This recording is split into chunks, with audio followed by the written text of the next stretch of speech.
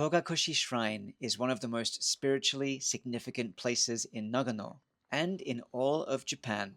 It's part of a mountain faith that blends nature worship, mythology, and spiritual training. For over 1,000 years, people have walked this trail to connect with something deeper and continue to the summit of Mount Togakushi. Most visitors only walk the cedar-lined path to the shrine, but there's so much beauty, traditions, and adventure in the landscape beyond. I made this video to share the importance of this spiritual place and to show what most people miss. The full pilgrimage route all the way to the peak. Along the way, we'll see Shinto shrines, steep climbs with chains for mountain training, and big views at the ridgeline. Watch this video if you want to experience one of Japan's most significant pilgrimage trails, and go beyond the shrine and learn about this place to make the most of your visit. These are the features that you get on these kind of pilgrimage hikes in Japan. Testing your ability, testing your strength, testing your courage to overcome these challenges. Very spiritual, very powerful, and super fun.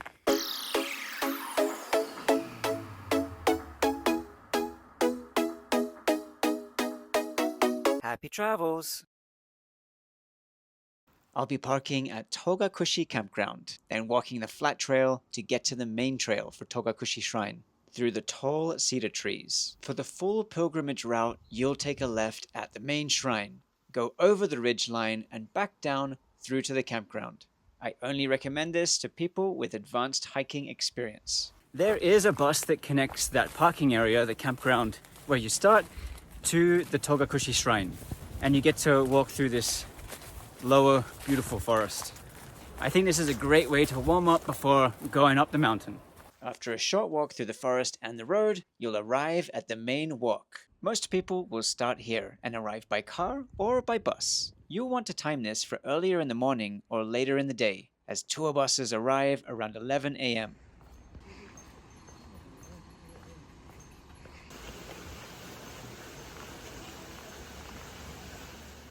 The walk starts here, just past the main torii gate. In Shinto, torii mark the entrance to sacred ground. So even though we're still near restaurants and parking lots, this is already considered part of the spiritual approach. Symbolically, passing through a torii means leaving the everyday world behind and entering a spiritual area. This is why you'll see people pay respect with a bow. Shinto doesn't demand belief, it encourages presence. The act of walking into a shrine space slowly is intentional. It prepares you, not by force, but by environment. From that point on, you're meant to leave the daily noise behind physically and mentally. It's 1 kilometer and takes about 20 minutes to get to the next gate. Use this time to slow down. Earlier, we passed through the torii gate, marking the entrance into sacred ground. This gate, the Zuijinmon, stands deeper inside and marks the threshold to the heart of the shrine. It's watched over by guardian spirits. During the warmer months, the roof is covered in lush green moss. But in the winter, the image completely changes.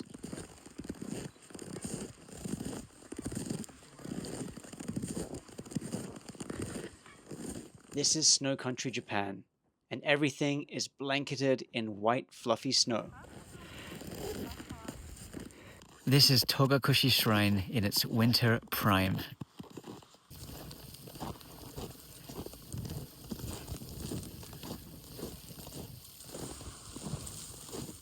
In every season, this is one of the most iconic spots in Japan. Stop and take a moment here to look at the details in the surroundings.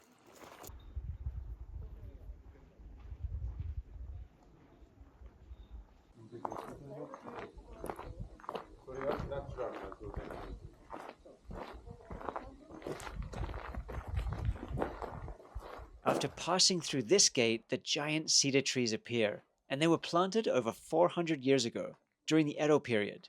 These are sugi, Japanese cedar. They grow tall and straight, and over time, they've created a corridor that feels almost still, even when there are a bunch of people around. Some of the oldest trees in the broader shrine area are estimated to be more than 800 years old. From this gate to the main shrine, Okusha, it's another 1 kilometer and takes about 20 minutes. Local monks and pilgrims shaped this route to serve as a sacred approach. The trees were placed deliberately, spaced to frame the path, control the light, and guide people into a slower rhythm.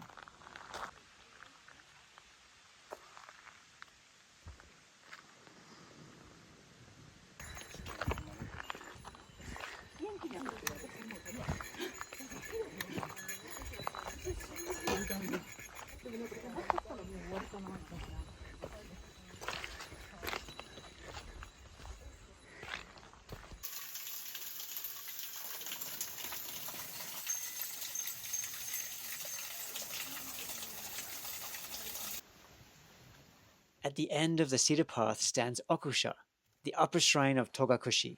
It's dedicated to Ameno Tajikarao, the god of strength.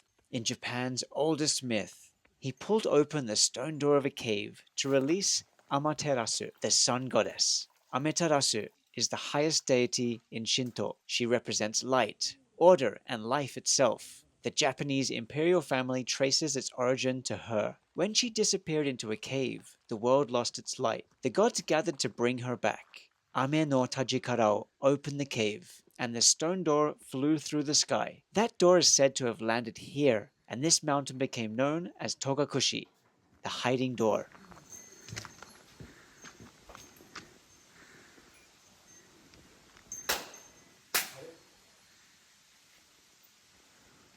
The shrine stands at the foot of the cliffs. Its placement marks a shift from quiet forest to mountain trail. For centuries, pilgrims have paused here before continuing forward to the peak. Okusha marks a moment of arrival and the start of something deeper. Now the adventure begins. Leaving the shrine grounds behind, the trail turns into a real mountain path. This is where the pilgrimage continues, beyond the cedar trees, away from the crowds. The terrain becomes steeper and rougher. You'll pass through an alpine forest, rocky sections, and eventually gain elevation quickly.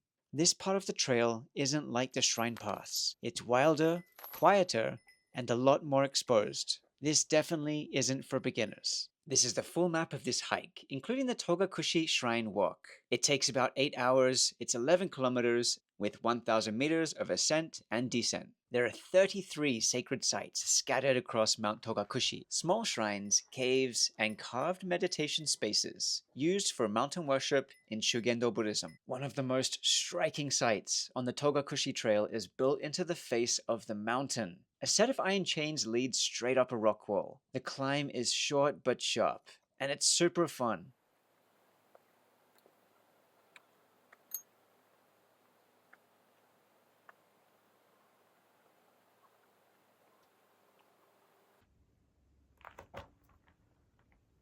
At the top, a small shrine stands on a narrow ledge. This shrine was special for me. It's somewhere that not everyone reaches, and it's very different to the Togakushi Shrine.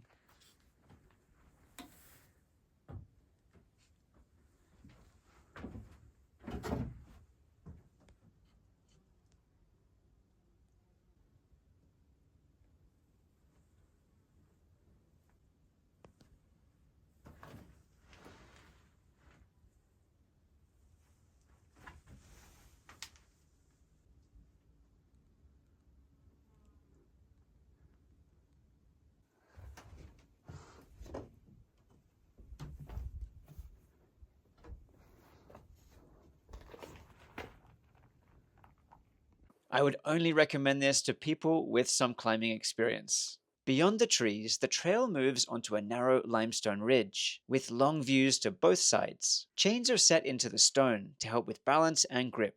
Some parts involve climbing directly over angled slabs. Others trace ledges along the mountain wall.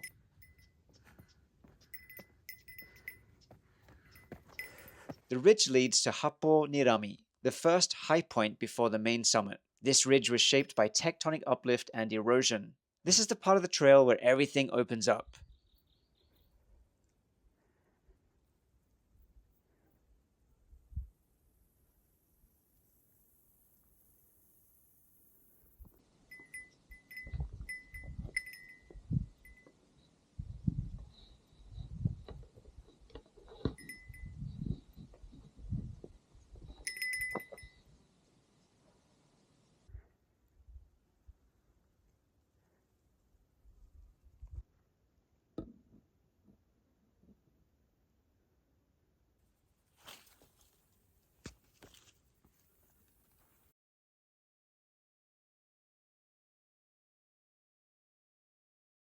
When I look over the edge, I can see exactly where I came from. That is the line of cedar trees that I passed through earlier. You can actually see it from the top. The trees are so big and the path stands out from here. I love this unique view, and it's a reward for hiking up to the ridge. This is it. It's a beautiful peak. Over the back here, we have endless mountains. This is facing towards the west coast here, and way over there is the Sea of Japan. From this point, I'll be going further north and then dropping down on this right side over the east and then back over to where I've parked the car at that campground. It's been a beautiful hike with a lot of variety in the terrain, and I've just loved coming up these steep ridgeline mountains, having the option to use these chains to come up these steep rock faces. Really fun. These are the features that you get on these kind of pilgrimage hikes in Japan. Testing your ability, testing your strength, testing your courage to overcome these challenges and get closer to enlightenment. Very spiritual, very powerful, and super fun.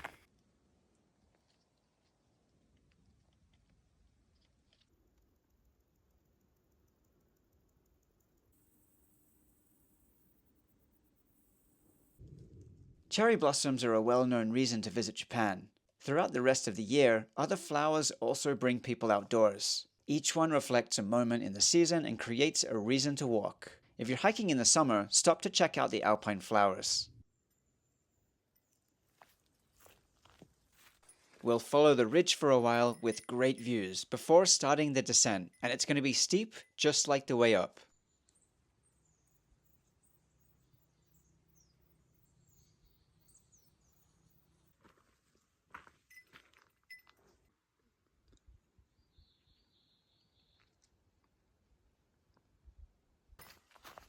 This mountain hut is a sign that it's time to drop down. The path starts around here for the descent.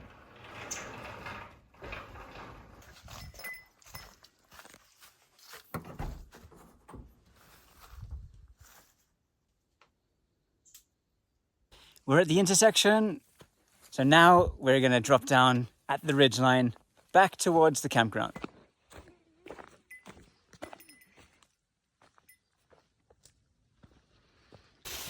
Just like the way up, there are chains on the way down. It's a sharp and steep descent, and slippery in some spots where there's water and waterfalls. While this trail is maintained, it's usually overgrown.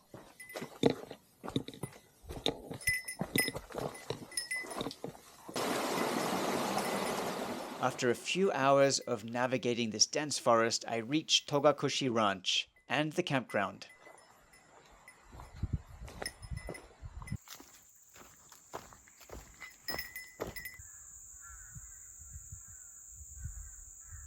I'm walking through a farm, and for those who are not familiar with how things are in Japan, you don't see farms very often. You see animals locked away most of the time, so you see cows, chickens, not really free range. It's not common.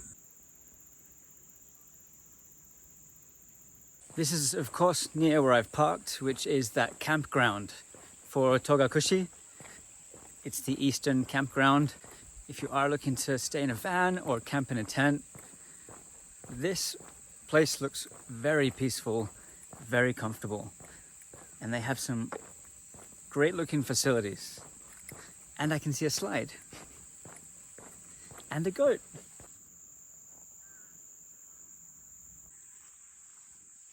You can go in and see the goats. This one is just waiting.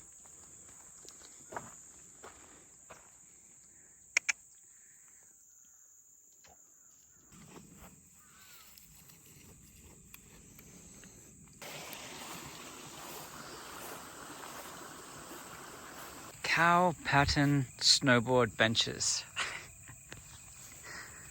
Yep, this is my place. Sparkling clean, as you would expect in Japan.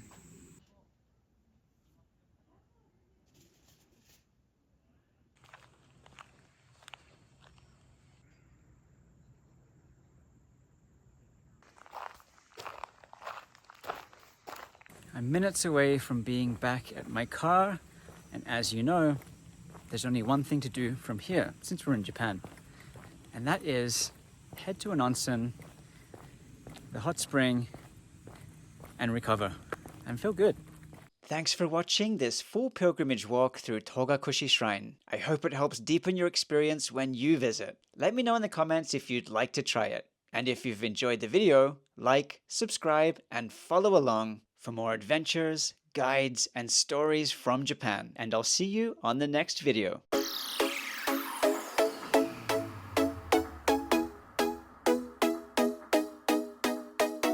Happy travels!